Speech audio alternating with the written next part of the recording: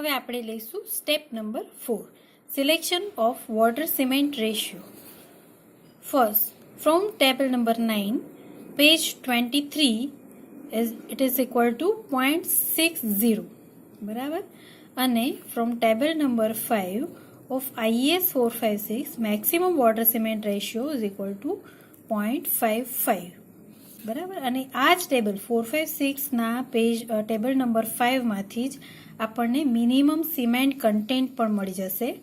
એ થશે 300 કેટલું? Mild exposure હોય તો આપણે 300 કિલોગ્રામ લઈશું.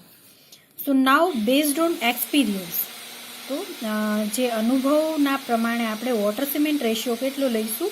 0.56.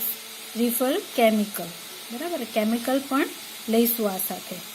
તો આ બંનેમાંથી આપણે ઓછામાં ઓછો વોટર સિમેન્ટ રેશિયો પણ લઈ શકાય, બરાબર.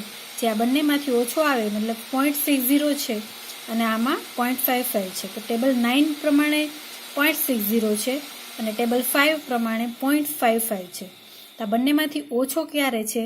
તો 0.55 છે, પણ આપણે એક્સપિરિયન્સ પ્રમાણે 0.56 લીધું છે.